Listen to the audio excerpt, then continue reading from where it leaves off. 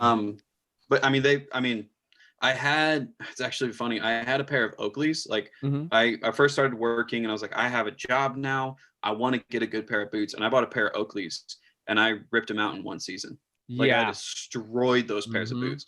And then I was literally at like a Dunham's or a Dick's Sporting Goods or something like that. And I found Bates number 8 and I picked them up for like, oh God, not much. Like maybe like one something, like 100, it was not like that. Like $100 or something like that, where the Oakleys were, 200 or something like that. Money. So much money. And like I got like 3 or 4 years in those boots, and like they're fine. Right. Like they're fine. They've survived like so many New York City winters, and when it's like snowing like crazy, and when we have slush and stuff like that, I'm wearing them like every day. Yeah. They're so comfortable too.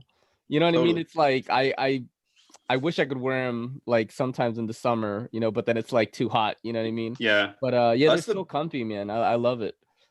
That's the big difference I feel between, I grew up in Wisconsin, but like between Wisconsin and New York is, in Wisconsin, there's not much foot traffic or anything like that. So you do just have snow, but like the amount of black slush that's here, and it's just like and I'm like, yeah. And then the streets are it's just a river. I go to school, my school's like right on Broadway. So there's so much just traffic right up and down Broadway that I'm like, good God, there's just so much slush up and down. Yeah. And some of those puddles like go so deep.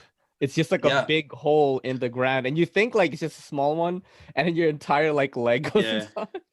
I had to buy a whole new pair of pants one time because I stepped into one of those on Canal Street, and I'm like, I have to change pants. This is too much. Like, How long have you been in New York City, man? Since 2018. So yeah, not far.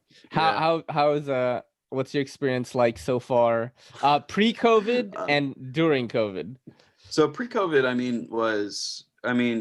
I go to school 4 days a week, and then I work at Fjallraven the other 3. So I go to school Monday through Thursday, and then I work Friday, Saturday, Sunday. But like the times that you get to, I'm like going out with friends, going to bars and stuff like that. I love Brooklyn here. And then I actually... Oh, so you're in BK then? Yeah, I live in Crown Heights. All right, cool.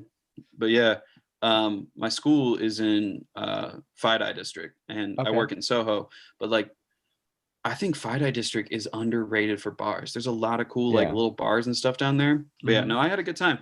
But then, like I said, I'm in the theater business and stuff like that too. So now during COVID, like my roommate left. All of my friends that were like they're like, all right, see ya, and like just peaced out. Damn, so like everyone dipped out. Yeah, a lot of our friends. I'm married, so me and my wife, like a lot of our like friends, just like. To you, by the way, my friend. What absolutely.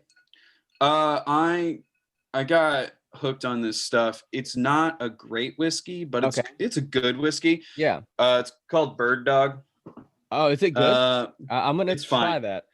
It's fine. Like, dude, I'm cheap as fuck, man. I got an apartment in the Bronx, so I buy like Makers or Knob Creek. That's what I buy. Oh, this is on. You're gonna be paying less than Makers. Yeah. But I prefer it to Makers personally. Oh shit! I gotta try that Bird Dog.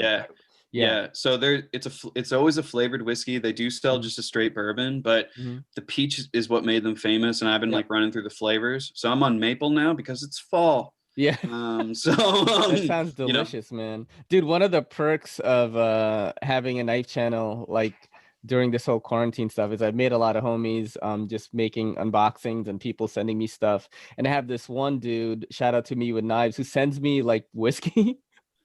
It's awesome.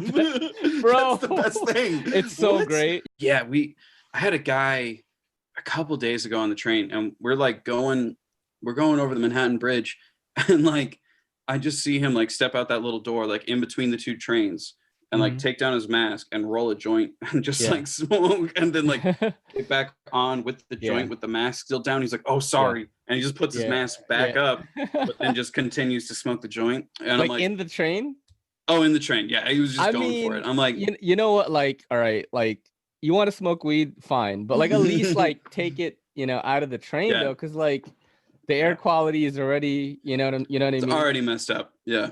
Do you know like the trick where like if it's rush hour and then you see an empty train car, There's probably like a really smelly dude in there. Yeah. Don't go in there. Yeah. Don't. You've been here long enough. Yeah. Yeah. My aunt and uncle were visiting one time, and we were up by the museums, and an empty train just came by, and they're all like, "Let's get on." I was like, "No." I don't know. Let's not. You go don't know what's on there. I was like, I don't know what's there, yo. Yeah, no, absolutely not. Yo, don't forget to hit that subscribe button, and don't forget to hit that bell icon so we can squad up in the comments.